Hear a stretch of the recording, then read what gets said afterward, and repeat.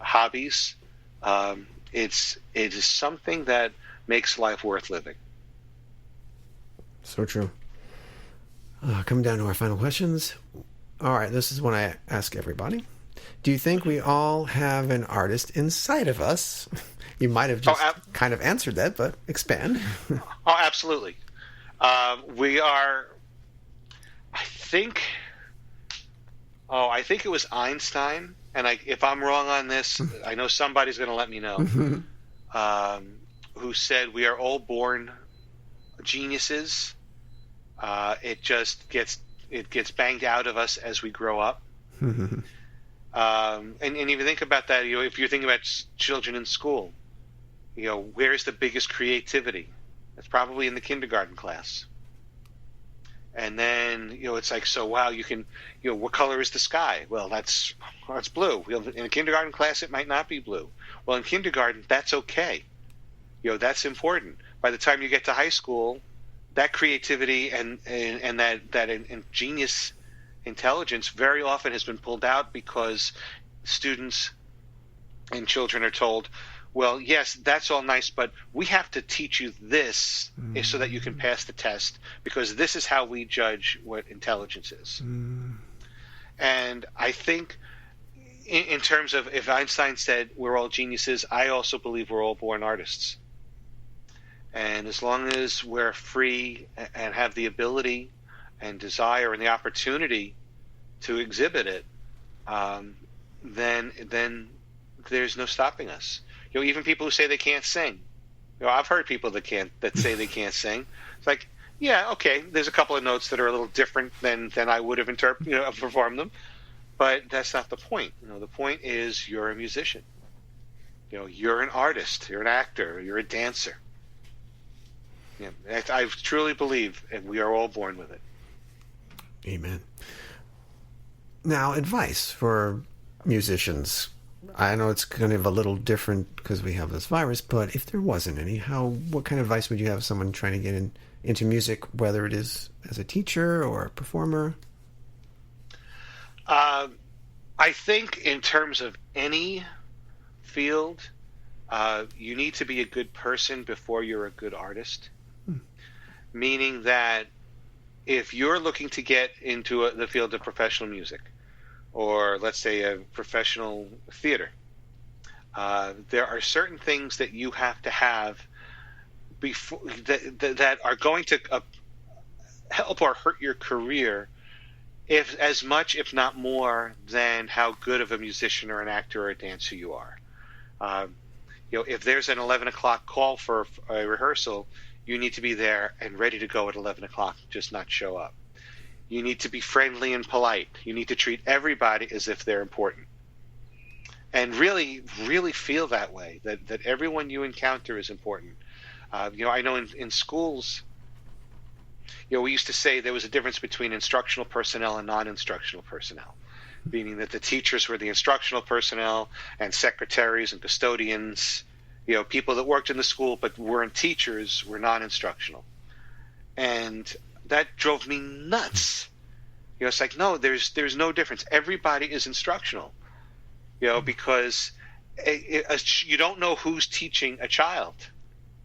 Sometimes the most important teacher to a child is the secretary or is the nurse, or it might be the custodian who's listening to the student, or it could be the crossing guard. I think everybody has that responsibility. I know that's not answering your question, but I'm kind of rolling a little bit here. But really, if obviously you work on your craft, accept the fact that you need to break things down to a level that may not always be fun to work on. There's an attention to detail the farther you get that is, if you're not really into it, is very easy to gloss over. As a trombonist, if I'm playing a piece of music, I may want to play the whole piece from beginning to end. But the truth is, I may need to take 2 or 3 notes and spend an hour on those 2 or 3 notes and really focus in on how I'm playing them. How am I breathing before them? Where's my slide position? How am I tonguing and articulating the note? so that it sounds right. As an actor, you may like, not you, but an actor may enjoy running an entire scene all the time, or rehearsing an entire play. But maybe in terms of that play, or as part of a monologue, there might be one sentence there that you have to start thinking about. What is the importance of every word in this sentence? Which ones do I want to emphasize, and which ones do I want to just keep in the background? So if you want to reach the highest levels, these are the things that those people did. They broke the major things that we see down to such a small level, and then brought it back up and took all those small levels so that the outcome that they had is something truly spectacular. So it really depends on how far you want to go as an artist, as to what attention to detail you're willing to put into it. And again, it's not always fun doing those attentions, that attention. Sometimes it's a little bit of work. But if you trust the process, and if I do this little thing Monday, Tuesday, Wednesday, Thursday, Friday, if I'm kind of recording it, whether mentally or physically, the result that I have at the end of that process is going to be better than it was when I first started. Yes, very true, very true. All right, you mentioned the Facebook group for trombone place. Is there any other social medias or ways to connect with you? Like I said, I'm on Facebook. The Trombone Place is probably the easiest place to find me. It is a private group, but if anybody listening to this puts in and just mentions that they heard The Artist Matters, there won't even be a question. As soon as I see it, you're going to be part of the group. Yep, we'll have the link on the show notes. All right, and we've reached the final question. And it is, why does art matter?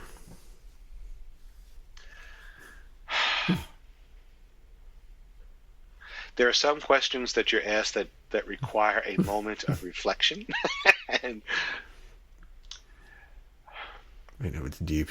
I can't, sure. Art matters.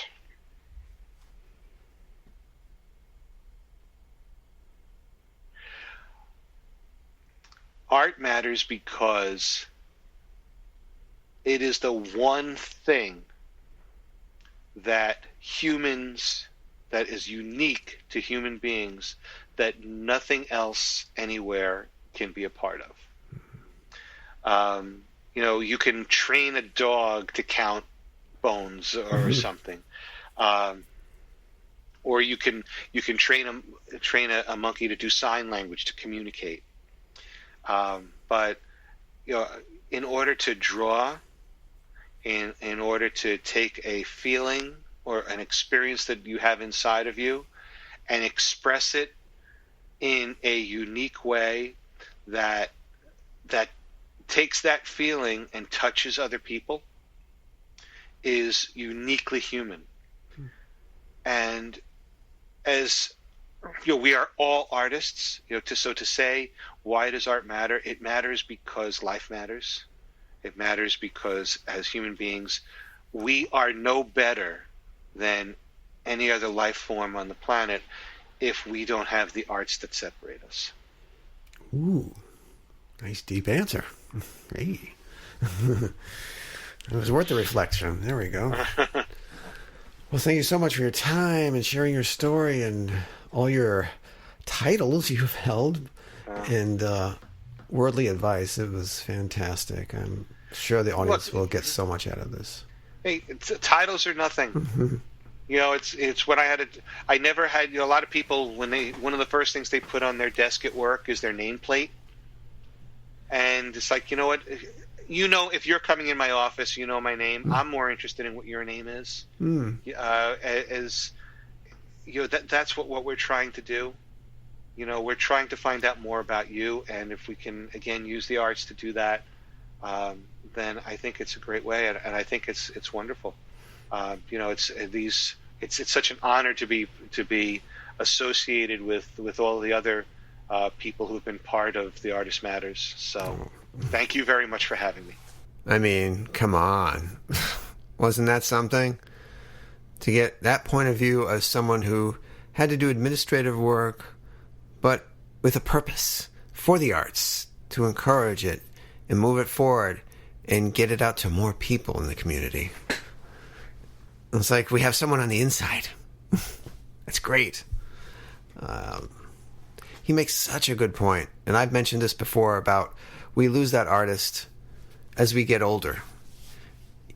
When we imagine that the sky could be purple or it could be green. And then we're told, no, it has to be blue, it has to be this, it has to be that as you get older. And that imagination does go by the wayside, and it shouldn't. And unfortunately, in the school system, it's all about scores. Instead of really helping someone grow and expand, whether it is in the creative arts or math or English or sports, a lot of it is about the almighty score and not about the individual's growth. Damn shame. I really like his advice that when you're going to collaborate with others, whether it's through music, acting, or what have you, it's important to be a good person first and foremost. Ain't that the truth?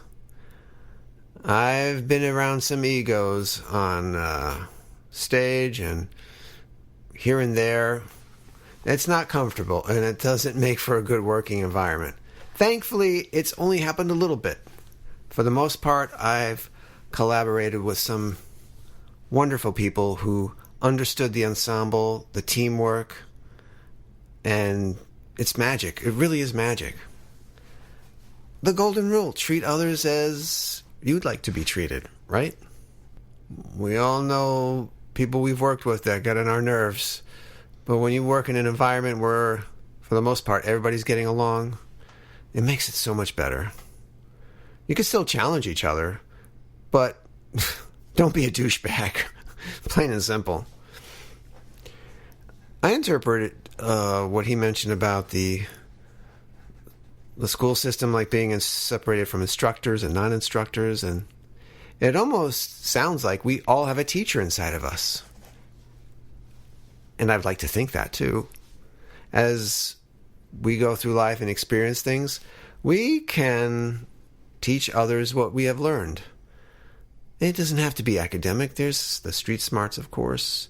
There's little life lessons, mistakes you've made and grown from, and I really believe you're duty-bound to pass that knowledge on to whomever. The next generation, a friend, a relative, someone you just meet. Give them the information. You may plant a seed, you may not, but you have to let them know. Because we're going to make mistakes, and hopefully most of us will learn from them and understand why the mistake happened and can correct course and pass that knowledge on to someone else who may be setting themselves up for the same mistake, and you could just save them a bunch of heartache and pain and put them on the right path. And of course, his answer to why art matters is great. And it's the one thing unique to humans that nothing else on this planet can do.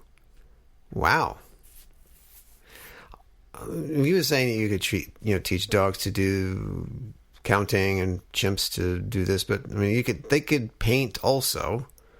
I think I remember seeing a video of an elephant painting with a brush. But obviously we could take it to another level. Still, some animals can be taught how to paint, or they have their own unique ways of expressing themselves. It just struck me that watching my dogs play in the yard, isn't that kind of crazy in a sense that animals have to play? They have this in them to play with each other. Isn't that strange? Even some of the fiercest creatures. I'm sure bears know how to play with each other. Lions play with each other. that is part of their genetic code, not just a hum